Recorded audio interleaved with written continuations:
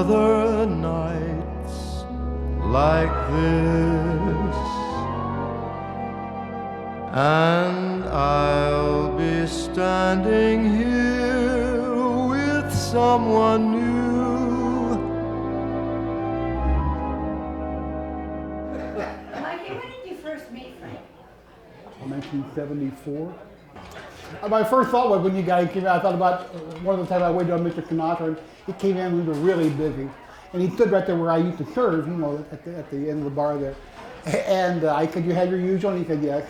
So I gave him a big pour. So I took care of the waitress, and he said to me, what'd you lose your liquor? I didn't give me a drink.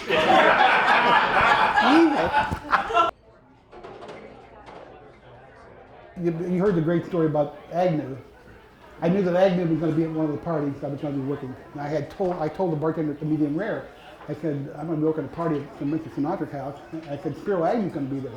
He said, well, he comes in here all the time. He said, I'll tell you what he drinks. He'll just be thrown by that. He drank Royal Salute Scotch and soda. And so the night of the party, he brings him to the bar. He said, Michael, take care of the vice president. I said, Royal Salute and soda? And he said, what? And I said, Royal Salute and soda. Again, he said, what? And I repeated it a third time, Royal Salute and soda? And he said, just give me anything, kid, I don't care. And then later on, after the party's over, I go down to Jill. I'm telling him the story. I said, what an asshole. He could have ordered white label and water. I could have said that.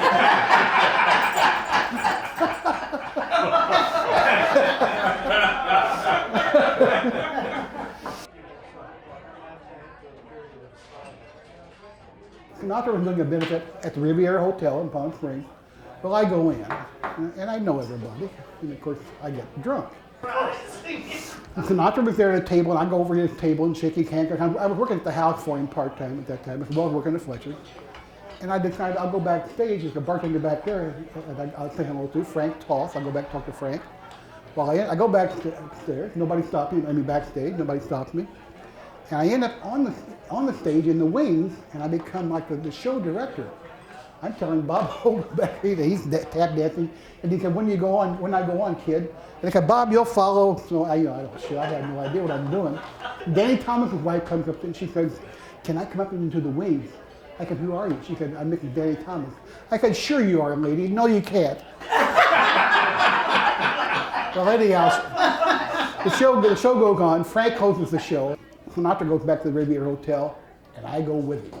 I'm an uninvited guest. And they're sitting there listening to Frankie Randall was playing piano at the Riviera at that time. And he had Pat Henry and Pat's date, and he had Mama Sinatra there, and he had Danny Thomas and his wife and so forth. And I said, you guys have got to hear this story. This is the best goddamn story I've ever heard in my life. It is so funny. They said, go ahead. I said, you know the difference between an Italian grandmother and an elephant? And they said, no. I said, about 50 pounds and a black dress. And it was quieter than Forest Lawn. It was so still. Next night was a Monday, and who comes in? Was Mr. Sinatra. With Kirk Kerkorian and Kurt Douglas, a bunch of them. And I got a hangover as big as all outdoors. And he knew it. And he came up to the bar, he said, how do you feel, kid? I said, I'm dying. And he just laughed. That was it. There will be other songs to sing, another fall, another spring, but there will never be another you.